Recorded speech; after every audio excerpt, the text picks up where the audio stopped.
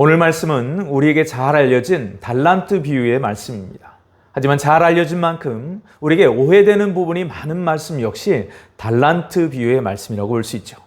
왜냐하면 달란트 비유의 주제는 사실 자신의 은사를 사용해서 많은 사역을 하고 열심히 일하고 부지런히 헌신해야 한다라는 그런 메시지만을 강조하는 비유는 결코 아니기 때문입니다.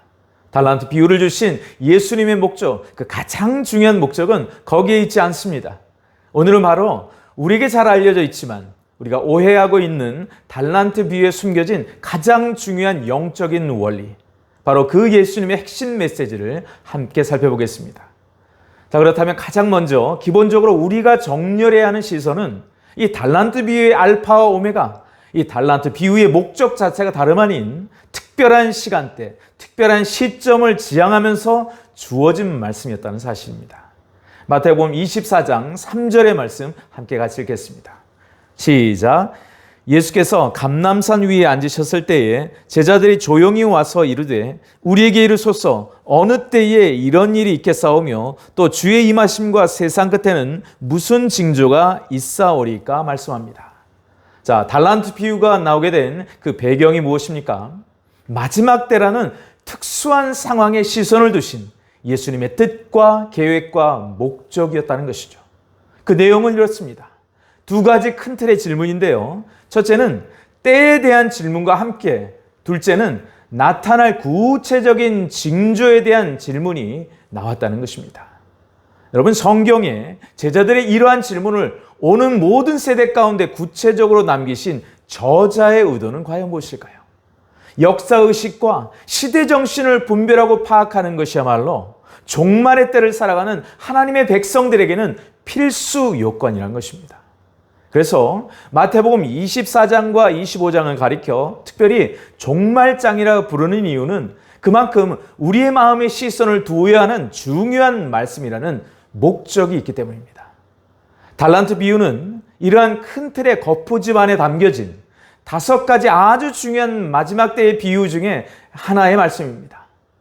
우리가 흔히 달란트 비유의 목적을 단순히 자기가 가진 은사를 열심히 사용해서 주의 일에 헌신한다는 의미로만 이해한다면 특별히 종말장의 이 달란트 비유를 쓰신 저자의 의도를 놓치는 것입니다.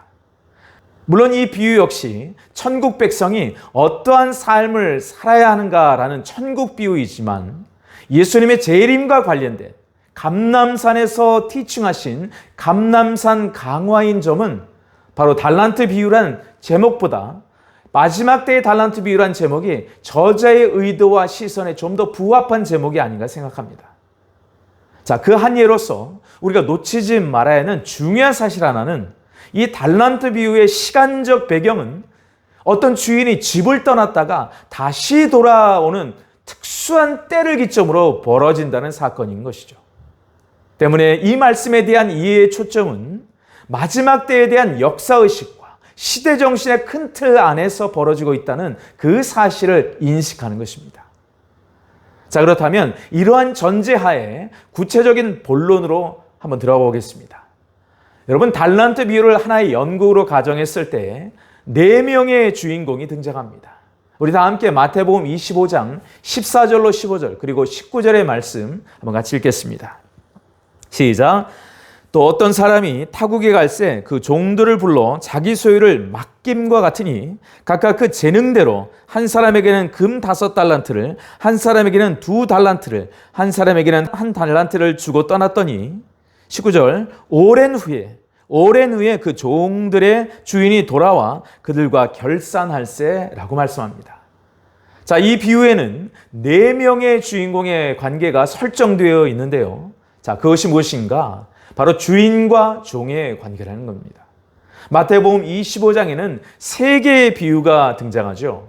첫째는 우리가 잘 아는 그 열처녀의 비유가 나오고요. 둘째는 오늘 본문의 달란트 비유, 세 번째는 양과 염소의 비유입니다.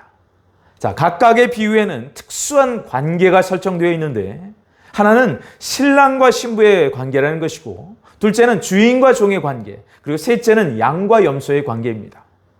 이 모두는 예수님과 우리와의 관계를 표현할 때 나타나는 표현인데요. 하지만 각각 달리 표현된 이유, 각각 달리 표현된 이유는 강조하고자 하는 그 어떤 영적인 포인트가 약간씩 차이가 있기 때문입니다. 열처녀 비유가 지혜에 관련되었다면 달란트 비유는 무엇과 관련됐을까요? 바로 충성이라는 DNA와 관련되어 있습니다. 그리고 마지막 양과 염소의 비유는 긍휼과 관련되어 있습니다. 그래서 이웃사랑에 대한 내용을 나타내고 있죠. 이렇게 이 세 가지 비유는 두 그룹이 홍해가 갈라지듯 명백하게 구분이 되는데요. 특별히 지혜와 충성과 긍휼이 마태복음 25장의 세 가지 비유의 문패와도 같은 영적인 강조점이라는 것입니다. 따라서 이 달란트 비유에서 주님이 시선을 두시는 그 단어가 무엇인가? 저를 한번 따라 하실까요? 충성.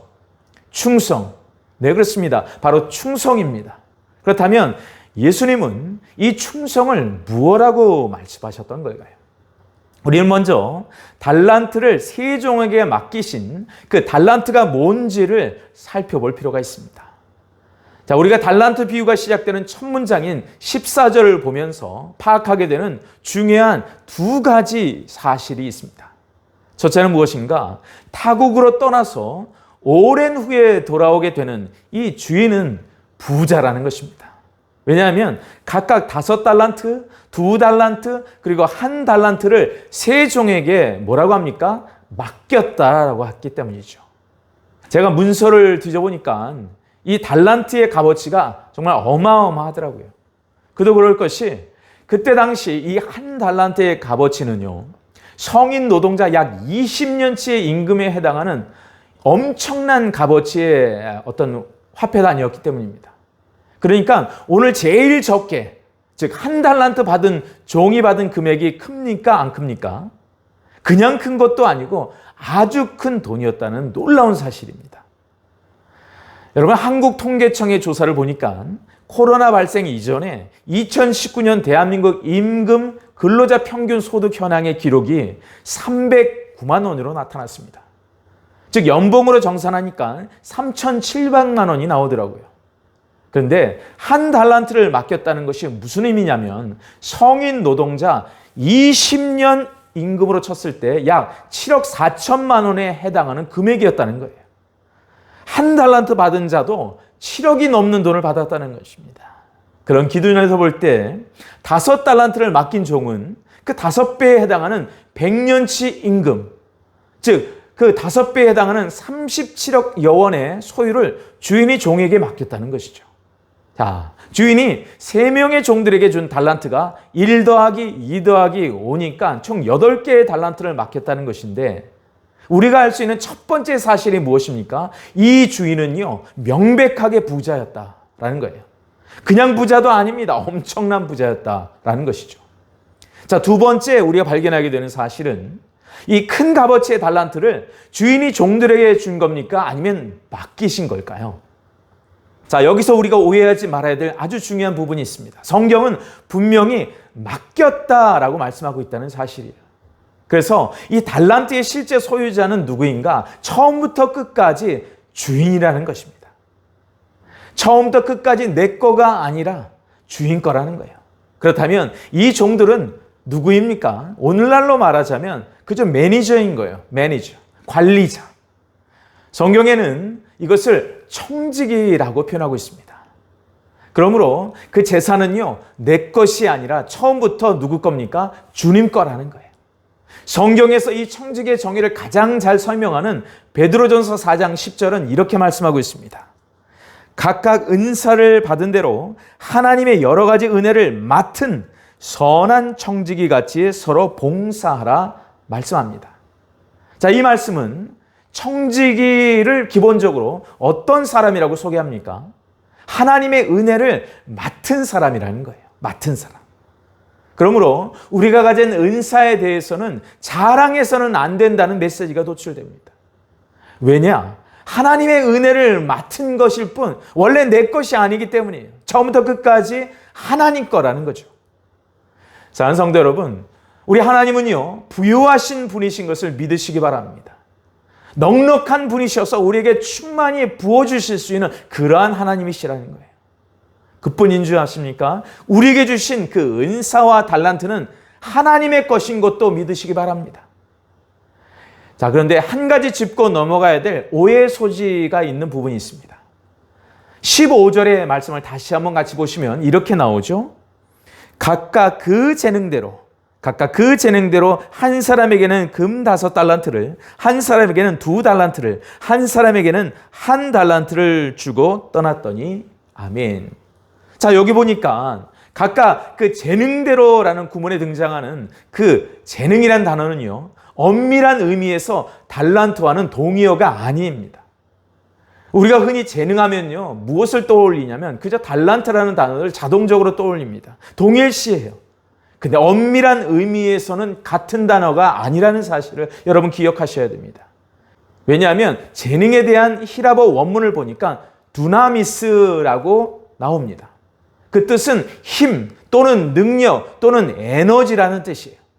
근데 그에 반해서 달란트에 해당하는 원어가 무엇인가? 히라보로 탈란톤입니다. 이것은요, 저울을 뜻합니다. 문자 그대로는. 즉, 달란트가요, 어떤 동전의 개념이라기보다는 화폐를 교환할 때 사용하는 무게를 나타내는 추를 의미한다는 거예요. 왜 우리가 달란트를 재능과 동일시하게 되었는가? 알고 봤더니 15세기에 말이죠. 영어 단어 탤런트가 비로소 생기게 되는데 그때 어떤 적용을 하게 되냐면 1세기 용어의 의미와 15세기 용어의 의미를 동일시하게 되는 그러한 어떤 시발점이 되었던 거죠. 하지만 엄밀한 의미에서는요, 다른 개념임을 여러분 기억하십시오. 오늘 본문 15절에서 각각 재능대로라고 할 때 그 재능이라는 것은요, 그렇기 때문에 우리가 가진 어떤 능력과 어떤 에너지를 의미하는 거예요. 그러므로 그 힘과 에너지로서 감당할 수 있는 만큼의 주인은 그 달란트를 주셨다는 것입니다. 자, 그 이유를 좀 더 돕기 위해서 이와 유사한 패러다임의 성경 구절이 우리가 잘 아는 고린도전서 10장 13절의 말씀입니다. 우리 다 함께 읽어볼까요? 시작. 사람이 감당할 무엇을? 시험 밖에는 너희가 당한 것이 없나니 오직 하나님은 미쁘사 너희가 감당하지 못할 시험 당함을 허락지 아니하시고 시험 당할 즈음에 또한 피할 길을 내사 너희로 능히 감당하게 하시니라. 아멘. 사랑하는 성도 여러분, 여러분에게 시험이 찾아오셨습니까? 하나님이 지금 말씀하고 계십니다. 그 시험 우리가 이길 수 있는 시험이라는 거예요. 믿습니까? 왜냐하면 내가 그 시험을 감당할 능력과 힘과 에너지를 우리에게 주셨기 때문이라는 거예요. 그래서 쫄지 말라는 것입니다. 할 수 있다 하시니까 분명히 말씀하세요.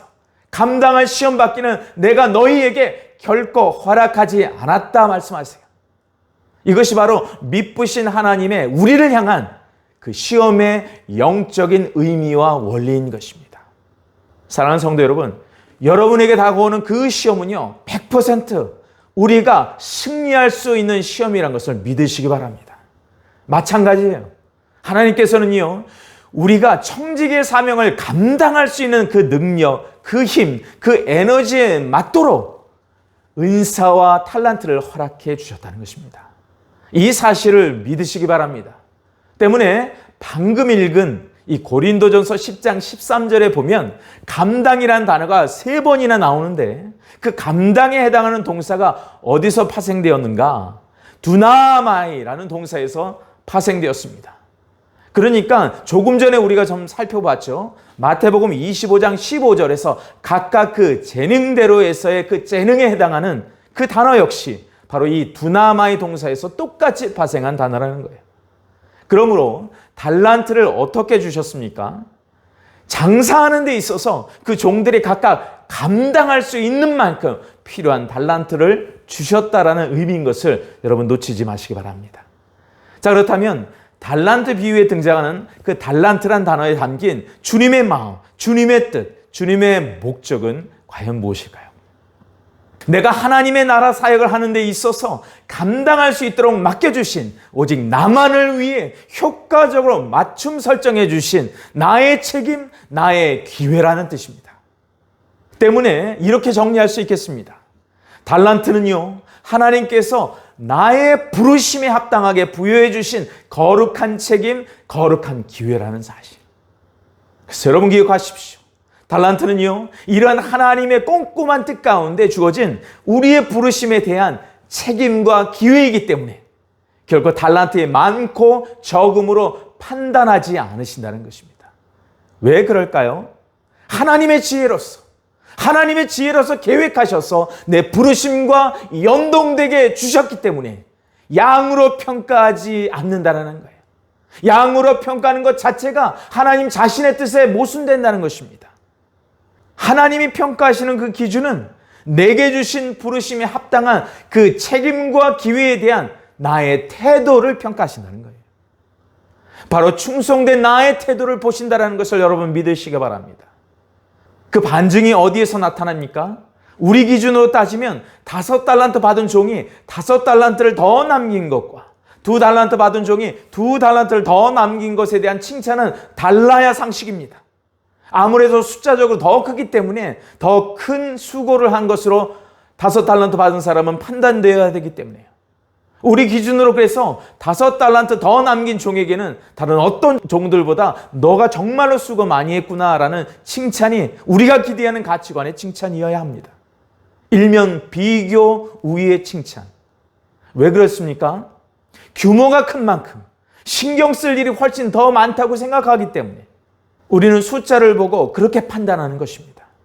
그런데 하나님의 평가의 시선은 무엇인가? 우리의 예상을 완전히 박살내십니다. 2달란트 가지고서 2달란트를 더 남긴 종을 향하여서 100% 똑같이 마치 데칼코마니처럼 토시 하나 안 틀리고 같은 칭찬을 하십니다. 잘하였도다 착하고 충성된 종아 라고 말씀하세요. 주님은요, 단 한 번도 여러분 경제적인 숫자를 언급하거나 관련시키지 않습니다. 바로 이 대목에서 주님이 칭찬의 핵심으로 추구하는 것이 무엇입니까? 종의 태도라는 거예요. 그 종의 태도를 칭찬하세요. 그리고 그 존재 자체를 칭찬하시기 시작합니다. 여기에 어디 숫자가 언급되고 있습니까? 없어요. 한 군데도 찾아볼 수 없습니다. 사랑하는 성도 여러분, 이 달란트 비유에서만 등장하는 독특한 한 단어가 무엇인지 아십니까? 결산하다라는 단어입니다. 달란트 비유가 주는 특별한 선물이 뭐냐면 하나님의 가치관에서의 그 결산의 의미는 숫자가 아니라는 거예요. 이걸 믿으십시오. 태도에 대한 칭찬이라는 것입니다. 그리고 존재 자체에 대한 칭찬으로 나아가신다는 거예요. 사랑하는 성도 여러분, 마지막 때를 살아가는 성도들에게 달란트 비유만이 주는 고유한 소중한 보물이 무엇일까요? 주님이 결산하러 오시는 그때를 인식하며 우리가 정말 힘써야 되는 소중한 가치는 하나님을 향한 나의 태도라는 거예요. 하나님을 향한 내 마음의 중심의 태도라는 것입니다. 특별히 달란트 비유의 버튼을 눌렀을 때 알려주고 있는 정답은 충성이라는 태도여야 한다는 거예요. 그렇습니다. 이 하나님께서 맡겨주신 나의 부르심에 대한 바로 그 충성됨을 우리의 존재 자체로 불러주신다는 그 사실을 바라보셔야 될 줄로 믿습니다. 착하고 충성된 종아, 여러분에게 이러한 하나님의 음성이 하나님의 결산의 때에 들려지시길 주님의 이름으로 간절히 축원합니다. 자, 그렇다면 그토록 하나님께서 강조하고자 하신 그 충성이란 과연 무엇을 의미하는 걸까요? 우리의 어떠함을 충성이라고 말하는 걸까요? 제가 길을 걸으며 말씀을 묵상하면서 성령님께 도우심을 구했을 때 성령께서 계속해서 제 마음 가운데 강력하게 떠올려 주셨던 한 가지 이름이 있습니다. 이 충성의 의미를 파악하는 데 있어서 그것은 바로 충성된 증인이란 예수님의 이름이셨습니다. 진짜 충성의 진정한 의미는 예수 그리스도로부터 발견할 수 있다는 깨달음이었습니다. 자, 우리 다 함께 계시록 1장 5절의 말씀 함께 같이 읽겠습니다. 시작. 또 충성된 증인으로 죽은 자 가운데서 먼저 나시고 땅의 임금들의 머리가 되신 예수 그리스도로 말미암아 은혜와 평강이 너에게 있기를 원하노라. 우리를 사랑하사 그의 피로 우리 죄에서 우리를 해방하시고 아멘. 여러분, 요한계시록에서 가장 처음에 등장하는 성자 하나님, 우리 예수 그리스도의 호칭이 뭐라고 묘사합니까? 이 충성된 증인이란 말씀입니다. 자, 그런데 증인이란 말이 가지는 특징이 뭐냐 하면 이 표현은 언제나 순교자에게만 붙는다라는 거예요. 왜냐하면 증인이란 단어 자체가 히라버 마르투스인데 순교자를 가리켜 마르터라고 하기 때문입니다. 특별히 충성된 증인이랄 때의 충성은요, 말씀에 대한 충성을 의미합니다. 그렇다면 예수님이 성육신하신 이유가 무엇입니까? 이 땅에 하나님 아버지의 말씀을 순종하기 위해서 오신 거예요. 그래서 예수 그리스도를 충성된 증인이라고 말씀하는 거예요. 정말 그러한가? 정말 말씀과 충성과의 관계를 그렇게 설명하고 있는가? 우리 고린도전서 4장 1절로 2절의 말씀, 너무나 중요한 말씀이기 때문에 우리 다 함께 큰 소리로 함께 같이 읽겠습니다. 시작. 사람이 마땅히 우리를 그리스도의 일꾼이요 하나님의 비밀을 맡은 자로 여길지어다. 그리고 맡은 자들에게 구할 것은 충성이니라 말씀합니다. 사랑하는 성도 여러분, 여기서 그리스도의 일꾼이 맡은 것은 무엇입니까? 하나님의 비밀을 맡았다는 것이죠. 그렇다면 하나님의 비밀이 무엇이죠? 하나님의 말씀이라는 것입니다. 자, 이것처럼 성경에서 충성이란 말은요, 무엇과 연동되는가? 항상 말씀과 연동된다는 사실을 여러분 놓치지 마시기 바랍니다. 그래서 충성된 증인은 누구를 말합니까? 이 말씀 때문에, 이 말씀을 지키고 변호하다가 죽임까지 당한 그러한 존재를 가리키고 있는 거예요. 우리가 잘 아는 폴리캅이라는 유명한 순교자를 낳았던 소아시아 서머나교회를 향해 주님께서 주셨던 말씀이 무엇이었습니까? 계시록 2장 10절은 이렇게 말씀합니다. 내가 죽도록 충성하라. 그리하면 내가 생명의 관을 내게 주리라 말씀합니다. 여러분, 세계 교회사에 수많은 훌륭한 신앙인이 있었습니다. 하지만요, 저는 그 어떤 성인들에게도 비견될 수 있는 우리나라에 그러한 분이 계시다고 믿습니다. 바로 소양 주기철 목사님인데요. 우리나라에 계셨다는 것만으로도 축복이 아닌가 싶습니다. 일본 군국주의자들 앞에서 수많은 고문과 감옥의 혹독한 시간 속에서도 어떻게 해요? 죽기까지 신사참배를 하지 않으셨던 그분이야말로 죽도록 충성하라의 본보기였던 것이죠. 충성된 증인이 따로 없습니다. 그분이 충성된 증인이에요. 그런데 죽도록 충성할 때 무엇이 준비되었다고 합니까? 생명의 관이 준비되었다라고 축복의 말씀을 서머나교회에 선포하고 계세요. 자, 여기서 말씀하고 있는 관은 화관을 뜻하는 스테파노스입니다. 우리가 기억할 것은 이것이 힘든 경주를 마친 오직 경주자의 최종 우승자에게 씌워지는 관이라는 거예요. 자, 이것은 무엇을 의미할까요? 충성이란 그렇기 때문에 한순간을 평가하는 단어가 아니라는 거예요. 일평생을, 경주를 완주하기까지, 그래서 정말 최후 승리하기까지 그 일평생을 흔들림 없이, 그리고 신실하게, 그리고 하나님의 말씀을 지키기 위해 목숨까지도 담보했던 그 사람의 모든 삶, 그리고 그 사람의 신앙과 태도를 함축적으로 집약해서 말씀하고 있는 그 단어가 다름 아닌 충성이라는 사실을 믿으시기 바랍니다. 여러분, 스크린에 보시면 충성에 해당하는 한자가 나오죠. 바로 이 충성이라는 단어는요, 충성충자의 정성성자입니다. 그런데 참으로 흥미로운 것은 이 충자가 무엇의 합성어인가? 가운데 중자와 마음심자의 합성어라는 거예요. 즉, 좌로나 우로나 흔들리지 않고 마음의 중심으로 붙들며 라는 뜻입니다. 자, 그렇다면 두 번째 정성성자는 어떤 뜻인가? 이 역시 합성어입니다. 말씀 언자와 이룰 성자의 합성어예요. 다시 말하면 이 충성의 통합적인 의미를 생각해 봤을 때 한자로 받은 말씀을 이룰 때까지 마음의 중심을 지킨다라는 뜻인 거예요. 자, 그렇다면 충성에서 받은 말씀이란 무엇입니까? 그 받은 말씀은 당연하죠. 하나님의 말씀을 말합니다. 주님의 말씀이에요. 잠언 25장 13절은 이렇게 말씀합니다. 충성이란 결국 추수의 때에, 결산의 때에, 재림하실 그때에 하나님의 마음을 시원케 하는 가장 중요한 내 신앙의 핵이라고 말씀합니다. 우리 다 함께 잠언 25장 13절의 말씀 같이 읽습니다. 시작. 충성된 사자는 그를 보낸 이에게 마치 어느 때에? 추수할 때에 얼음 냉수 같아서 능히 그 주인의 마음을 시원하게 하느니라. 할렐루야. 아멘. 사랑하는 여러분, 바로 주님의 결산의 날, 신랑이신 예수께서 재림하시는 바로 그날, 여러분의 심장 가운데 새겨진 그 충성이란 글자 때문에 주님의 시선을 여러분에게 머무시게 하시길 주님의 이름으로 축복합니다. 그렇습니다. 맡은 자들에게 구할 것은 충성인 거예요. 아멘. 결산의 날, 달란트의 숫자는요, 주님의 눈에 보이지 않을 거예요. 오직 주님의 눈에는 무엇이 보이는가? 그 믿음의 경주에 끝까지 충성했던 하나님의 일꾼의 심장을 보신다는 것을 여러분 믿으시기 바랍니다. 그것이 하나님의 시선인 거예요. 우리 다 함께 마태복음 25장 21절 23절 제가 읽겠습니다. 눈으로 한번 따라오십시오.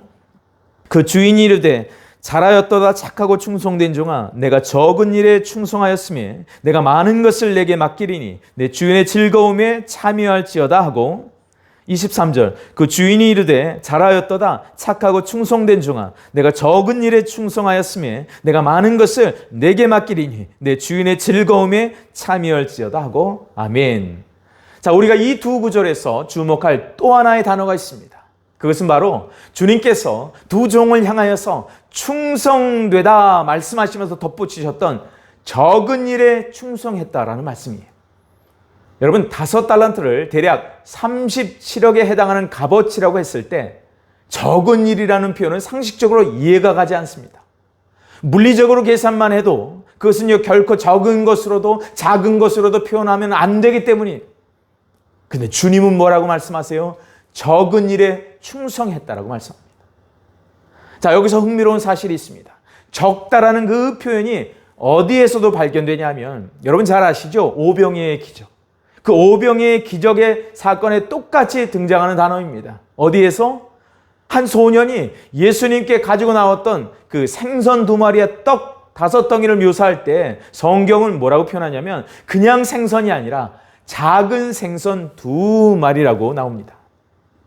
어떤 학자들은요, 흥미롭게도 이 작은 생선을 가리켜서 이스라엘에서 잡히는 멸치라고 보기도 합니다. 중요한 포인트는 어쨌든 무엇인가? 아주 작다라는 거예요. 아주 작은 거. 사랑하는 여러분, 우리가 아무리 엄청난 재산을 가지고 있어도, 엄청난 능력을 가진 것처럼 보여도 우리 주님 눈에는요, 작디 작은 것일 뿐임을 믿으시기 바랍니다. 자랑할 것 하나도 없다는 거예요. 우리가 비행기를 타고 하늘에서 땅을 한번 내려다 보십시오. 큰 집들도요, 조금만 공중에서 떠서 보면요, 작은 장난감에 불과합니다.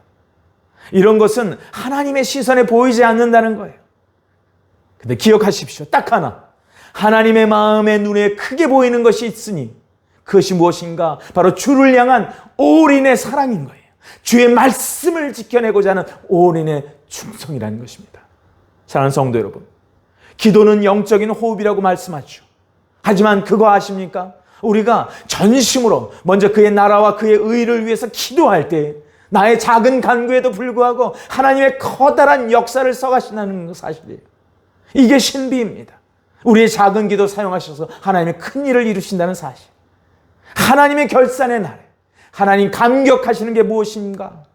결국 주를 생명 다해 사랑하고 내 이웃을 사랑하고 특별히 주의 말씀에 충성하는 바로 그것을 계수해 주신다라고 약속하십니다. 그래서 뭐만 남게 됩니까? 원래 그 소유는 주님 거예요. 남는 것은 주님께 충성하다가 주님이 감격하시는 나의 아름다운 존재가 남는다는 것입니다. 착하고 충성된 종. 달란트 비유는요, 그래서 이 마지막 때를 살아가는 자들에게 이렇게 나팔 부는 거예요. 나 예수가 바라보는 것, 그것은 소유가 아니야. 나를 닮은 충성된 증인으로서의 바로 너의 존재 그 자체야 라고 말씀합니다.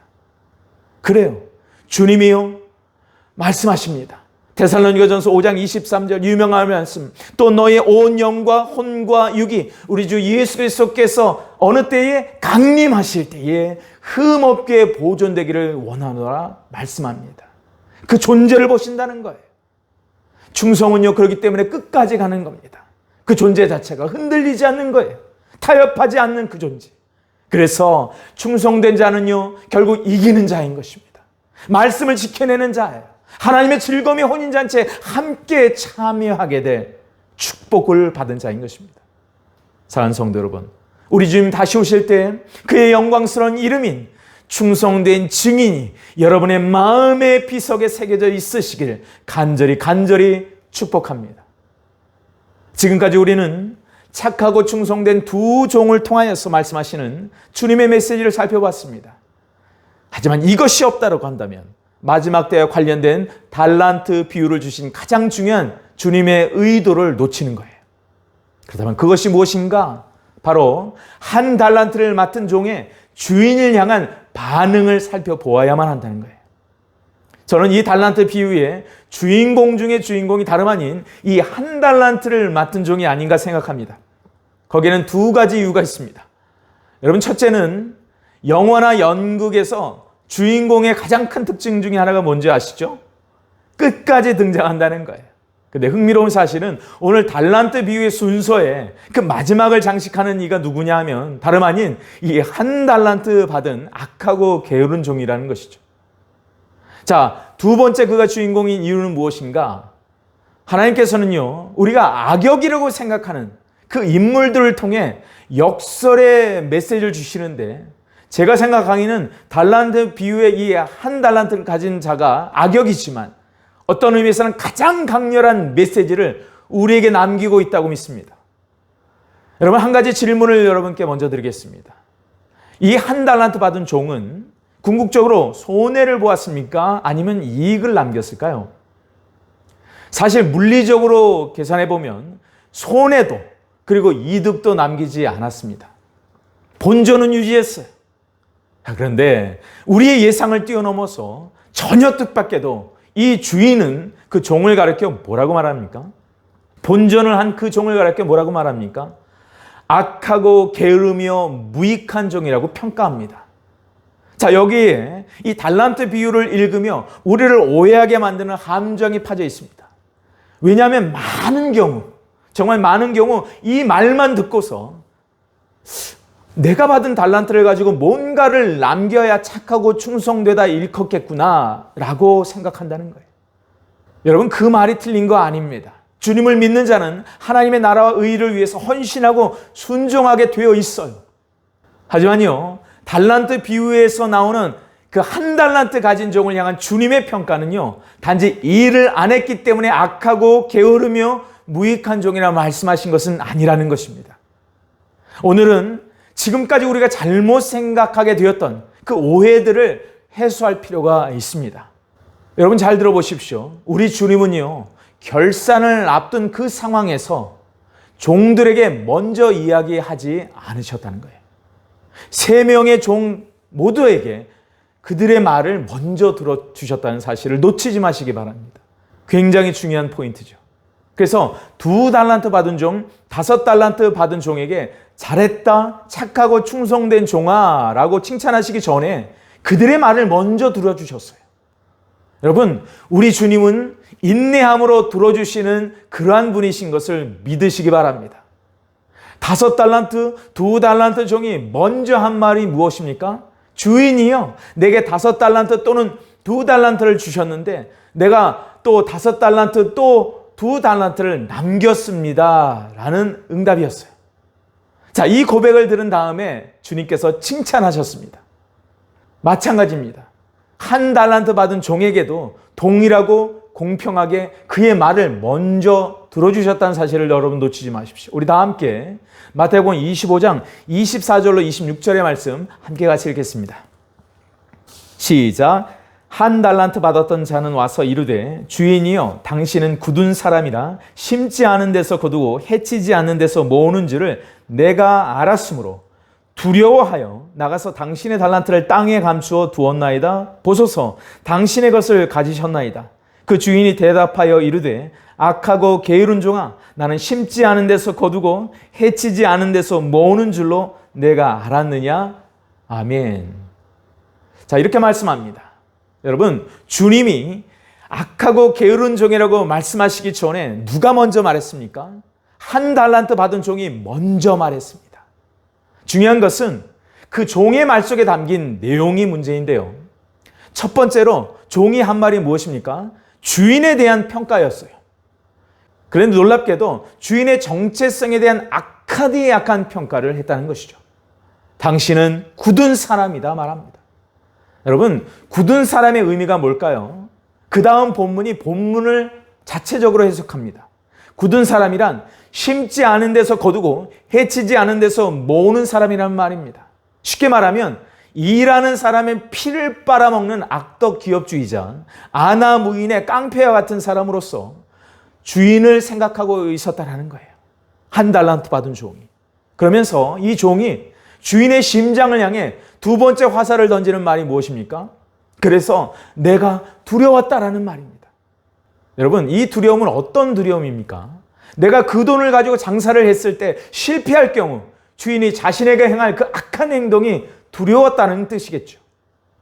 결국 이 종은요, 자신이 장사를 하지 않는 이유를 모두 주인의 완악함 때문이라고 말하고 있는 거예요.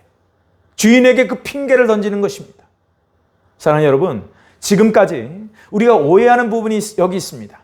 주님께서 그를 가리켜 악하고 게으른 종이라 언급한 이유가 이 종이 단순히 그저 일을 안 했기 때문에 하신 말씀이 아니라는 것입니다. 주인이 이렇게까지 말한 주된 이유는 이 종이 주인을 알지도 못하면서 주인을 모함하고 있기 때문이에요. 그뿐입니까? 자신의 잘못을 모두 다 주인 탓으로 돌리고 있다는 사실입니다. 사랑하는 여러분, 이 한 달란트 받은 악한 종의 말을 통해 결산의 때에 우리에게 촉구하는 강력한 주의 메시지가 무엇입니까? 하나님을 알아야 한다는 것입니다. 대단히 중요한 메시지, 하나님을 아는 것. 그리고 하나님을 알 뿐만 아니라 제대로 알아야 한다는 것입니다. 여러분, 한 달란트 받은 종의 가장 큰 실수가 무엇입니까? 오늘 본문이 말하고 있어요. 주인을 제대로 알았다는 건가요? 몰랐다는 건가요? 몰랐다는 것입니다. 몰랐다는 것. 그에 반해 5달란트 받은 종과 2달란트 받은 종은 주인을 제대로 알았다는 겁니다. 여러분, 우리가 하나님을 안다라는 것이 무슨 뜻일까요? 하나님의 뜻을 알고 계획을 알고 그분의 목적을 알 뿐만 아니라 그 하나님의 마음과 사랑과 긍휼하심을 안다는 뜻인 겁니다. 그래서 고린도후서 1장 4절의 말씀에 보면 우리의 모든 환난 중에서 우리를 위로하사 우리로 하여금 하나님께 받은 위로로서 모든 환난 중에 있는 자들을 능히 위로하게 하시는 이시로다 라고 말씀했던 것입니다. 사랑하는 성도 여러분, 5달란트 받은 종과 2달란트 받은 종들은 달란트를 받은 직후 장사를 하였다고 말하죠. 어떻게 그것이 가능했을까요? 분명 그들 역시 똑같은 장사의 조건에서 실패할 가능성이 있음에도 불구하고 말이죠. 이유는 단 하나입니다. 그 주인이 어떤 사람인 것을 알았기 때문이에요. 장사하다 실패할 가능성이 왜 없겠습니까? 조건은 똑같아요. 한 달란트 받은 사람이 느꼈을 그 공포심하고 똑같습니다. 하지만 그들이 지금까지 섬긴 주인은 한 달란트 받은 종이 바라봤던 시선의 주인이 아닌 거예요. 지금까지 소통한 주인, 지금까지 관계한 주인은요, 결코 주인의 뜻을 위해 내가 다한 최선이 비록 물리적인 실패가 찾아왔다 할지라도 모든 것을 합력하여 선을 이룰 수 있게 도와주실 수 있는 위로의 주님이라는 것을 알았다는 것입니다. 바로 여기 이 달란트 비유가 전하는 가장 핵심적인 메시지가 있는 것입니다. 여러분, 우리의 우선순위가 무엇입니까? 무엇이어야 합니까? 내게 맡겨진 달란트 이전에 그 달란트를 맡기신 하나님 자체를 알아야 한다는 것입니다. 믿습니까? 중요한 것은요, 그분을 평상시에 알 수 있는 관계가 이것을 가능하게 한다는 거예요. 주인이 한 달란트 받았던 종에게 반문하지 않습니까? 마태복음 25장 26절로 27절의 말씀은 이렇게 말하죠. 그 주인이 대답하여 이르되 악하고 게으른 종아, 나는 심지 않은 데서 거두고 해치지 않은 데서 모으는 줄로 내가 알았느냐? 그러면 내가 마땅히 내 돈을 취리하는 자들에게 맡겼다가 내가 돌아와서 내 원금과 이자를 받게 하였을 것이니라 하고 아멘. 자, 주님이 지금 무엇을 꼬집어서 말씀하시나요? 그가 일 안 한 부분을 말하지 않습니다. 하나님을 잘못한 부분을 가지고 말하고 있는 거예요. 여러분, 사단의 대부분의 공격이 무엇입니까? 교회사를 들춰보면, 지금까지 교회사를 들춰보면 모든 이단 사상의 모든 논란의 핵심은 다른 게 아닙니다. 하나님이 어떠한 분이심을 곡해하게 만드는 것이고요. 또 하나, 가장 중요한 것이 뭐냐면 예수님이 어떠하신 분임을 왜곡하게 만든다는 거예요. 왜냐하면 그게 모든 신앙의 기초이기 때문입니다. 그게 무너지면요, 모든 건물이 다 무너지기 때문에 그래요. 그래서 우리 신앙의 기초 속에 무엇이 있어야 하는가? 삼위일체 하나님의 정체성과 기독론이 있어야 돼요. 즉 예수 그리스도가 누구이신가에 대한 분명한 확신과 믿음이 있어야만 한다는 것입니다. 마지막 결산의 때에 나타나는 공격이 그렇다면 무엇일까요? 결산의 때 가장 많이 등장하는 단어 중에 하나가 무엇입니까? 미혹한다는 거예요. 근데 미혹은 100% 다른 것이 아니에요. 90%는 똑같아도 10%를 왜곡해버립니다. 그래서 가짜 예수가 등장하는 것이고 거짓 선지자를 통해서 가짜 하나님의 역사, 가짜 하나님의 예언이 판을 치게 만든다고 마태복음 24장을 비롯한 여러 성경에서 예언되고 있어요. 마지막 때의 증상. 이 한 달란트 받은 종의 실수가 무엇입니까? 하나님을 제대로 왜곡한 거예요. 우리가 이 한 달란트 받은 종의 잘못된 부분을 통해 깨닫게 하시는 하나님의 메시지는 다른 것이 아닙니다. 마지막 때에 하나님을 제대로 알기 위해 우리는 하나님과 끊어지지 않는 친밀한 관계를 가져야 한다는 것을 말씀하고 있는 거예요. 사랑하는 성도 여러분, 그렇다면 어떻게 해야, 어떻게 하면 하나님을 온전히 알 수 있을까요? 사실 이 마지막 때의 달란트 비유에서 한 달란트를 맡은 종의 문제점 가운데 성경을 통해 주시는 해답이 무엇인가? 저는 참 포도나무의 비유에 그 영적 해답이 담겨 있다고 믿습니다. 예전에 제가 설교했던 참 포도나무 비밀을 다시 한번 상고하자면 그때 이 친밀함의 온전한 관계를 유지하기 위한 3가지 조건이 있다고 말씀드렸어요. 그 첫째가 무엇인가? 주님께 붙어 있어야 한다는 거예요. 무조건. 요한복음 15장 4절의 말씀 함께 같이 읽겠습니다. 시작. 내 안에 거하라. 나도 너희 안에 거하리라. 가지가 포도나무에 붙어 있지 아니하면 스스로 무엇을 열매를 맺을 수 없음 같이 너희도 내 안에 있지 아니하면 그러하리라. 아멘. 자, 한 달란트 받은 종을 달리 말하면요, 붙어 있지 않은 가지였던 거예요. 열매를 맺지 못하는 가지였던 것입니다. 사랑하는 성도 여러분, 한 달란트 받은 종의 대표적인 고백은 두려움이라고 했어요. 그런데 인간이 태어나서 가장 큰 공포와 두려움을 느낄 때가 언제인 줄 아십니까? 다름 아닌 의사들의 전언에 의하면 엄마와 연결된 탯줄이 끊어질 때라는 보고가 있습니다. 그 공포감이 얼마나 이루 말할 수 없이 큰지 아기는요, 반드시 울음으로 그것을 표현한다는 거예요.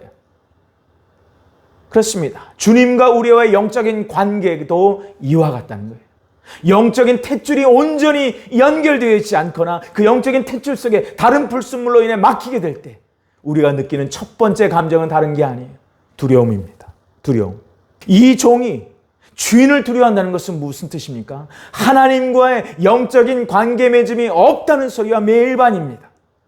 왜냐하면 아담과 하와가 에덴 동산에서 사단의 꾀에 속아 선과 악을 알게 하는 나무의 실과를 따먹었을 때 찾아왔던 가장 첫 번째 왜곡된 감정이 무엇입니까?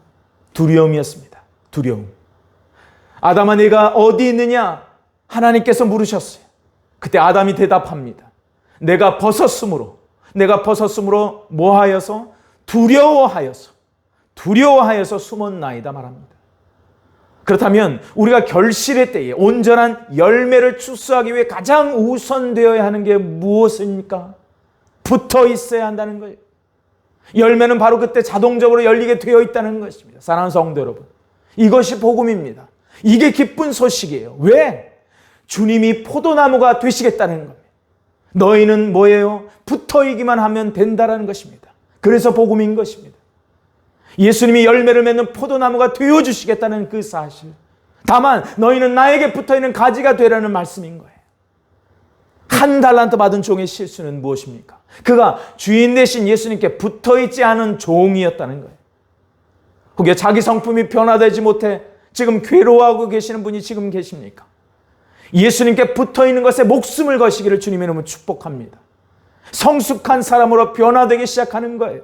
바로 그때 우리가 진짜 노력해야 하는 것은 예수님께 붙어있기 위한 싸움이지, 주님께 붙어있지도 않으면서 엉뚱한 곳에 붙어서 발버둥 치는 것이 아니라는 거예요. 결코. 어떻게 붙어 있을 수 있습니까? 네, 그래요. 말씀과 기도예요. 기도와 말씀입니다. 요한복음 15장 7절에 주님은 너희가 내 안에 거하고 내 말씀이 너희에게 거하면 무엇인지 원하는 대로 구하라 그리하면 이루리라 말씀하셨어요. 5달란트, 2달란트 받은 종들은 무엇을 충성되게 붙들었는가? 말씀을 붙들었다는 거예요. 그리고 기도를 붙들었다는 것입니다. 그래서 붙어있는 가지와 같은 종들의 삶의 축복을 누릴 수 있게 되었던 것이고 결산의 때에 자연스럽게 정말로 많은 열매를 맺게 되었다는 사실입니다. 18세기 영국과 미국에서 정말 엄청난 영적 대각성 운동에 앞장섰던 충성된 증인 조지 위필드 목사님의 멋진 좌우명을 아십니까? 그는 이렇게 생전에 말했습니다. 나는 녹수로 없어지기보다는 닳아서 없어지기를 원한다.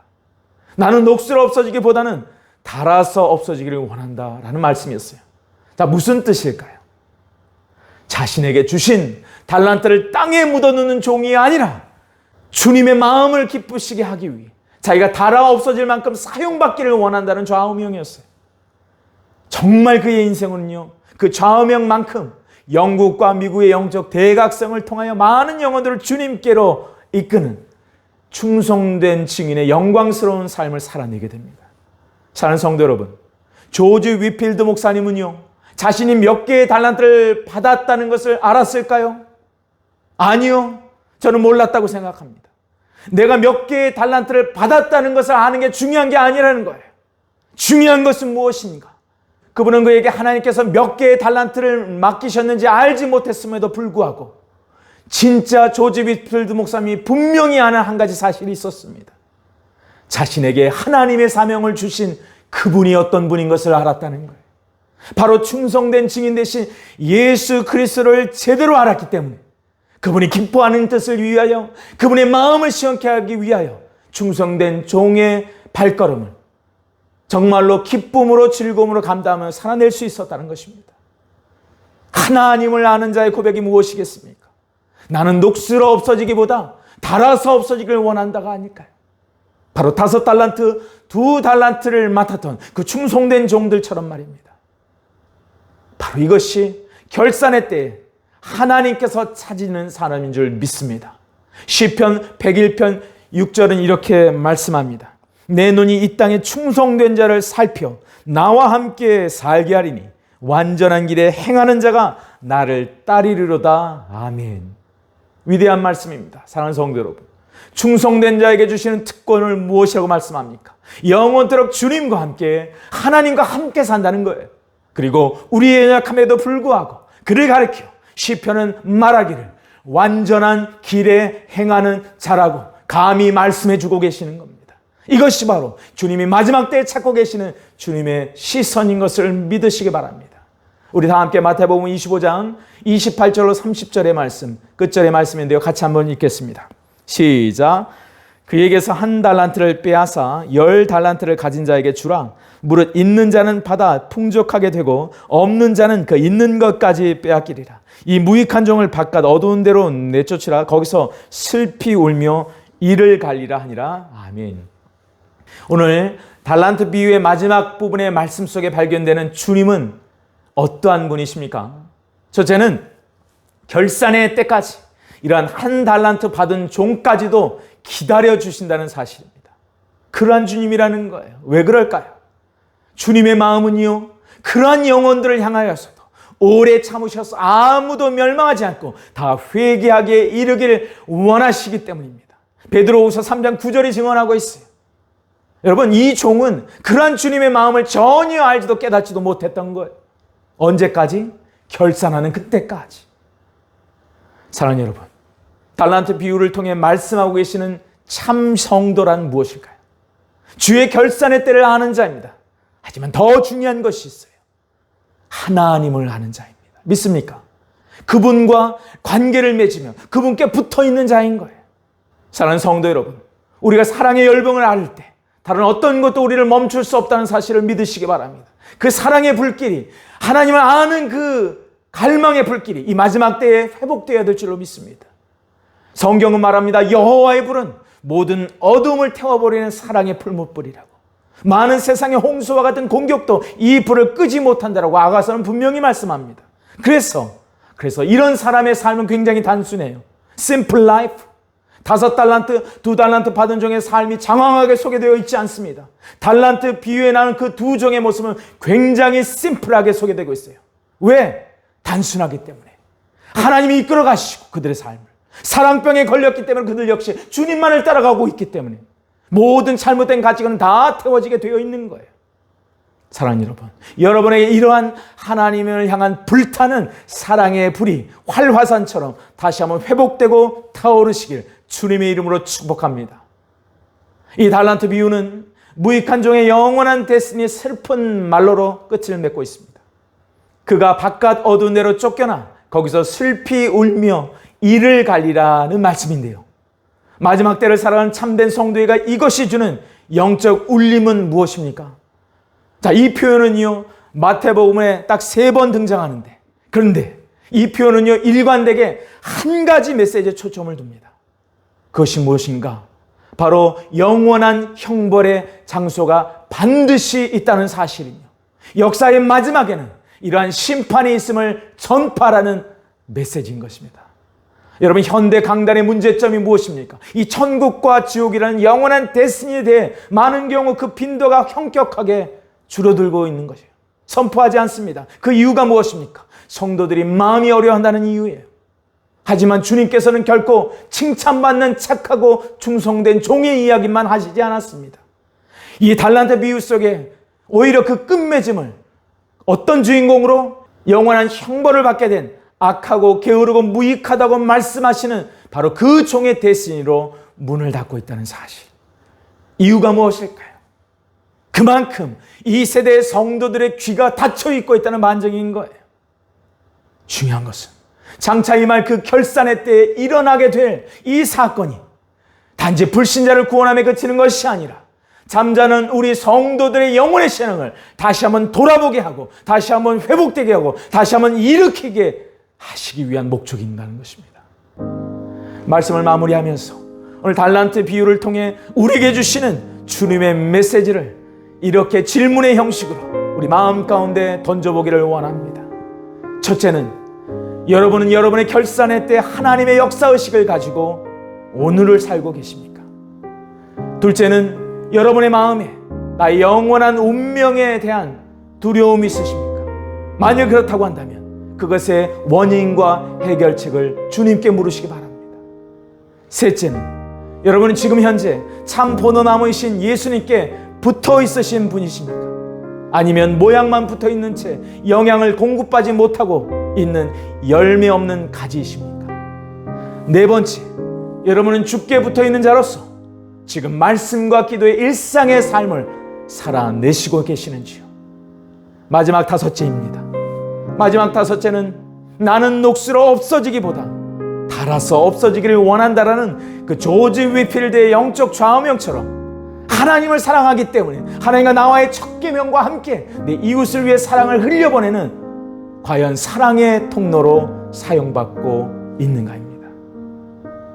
오늘 말씀에 아멘으로 동의하시는 모든 성도들에게 이 5가지 마지막 때의 달란트 비유를 통해 주시는 그 음성이 다시 한번 여러분을 새롭게 하고 여러분을 일으키고 여러분에게 다시 한번 주님을 향한 첫사랑이 회복되기를 주님의 이름으로 축복합니다. 주님이 지금 여러분들을 이와 같이 초청하고 계심을 믿으십시오. 그리고 이런 말씀을 들려주신 것을 여러분 사모하시기를 주님의 이름으로 축복합니다. 잘하였도다 착하고 충성된 종아, 내 주인의 영원한 즐거움에 참여할지어다. 기도하겠습니다. 우리 함께 기도할 때에 이렇게 기도했으면 좋겠습니다. 존귀하신 영광의 하나님 아버지, 주님이 원하시는 것은 소유가 아닌 존재임을 알았습니다. 주님이 원하시는 것은 두려움이 아닌 치밀한 관계임도 알았습니다. 주님, 우리로 하여금 착하고 충성된 종으로서 다시금 영적인 정렬을 통하여 구체적인 삶을 오늘을 살아내게 하여 주옵소서. 달란트를 주신 그 책임과 기회를 소중히 여기되 땅에 묻어두는 자가 아니라 주님만을 신뢰함으로 말미암아 실패를 두려워하지 않는 담대한 도약의 영성이 우리의 영혼육 가운데 차고 넘치게 하여 주옵소서. 상급을 위한 열심이 아닌 하나님의 나라와 하나님의 의를 먼저 구하라는 그 말씀에 순종해서 착하고 충성된 종이 되게 하시며 다시 오실 주님을 기다리는 거룩한 신부들로 일어나게 하여 주옵소서. 우리 다 함께 이 기도 제목을 가지고 함께 기도함으로 나아가겠습니다. 기도합니다.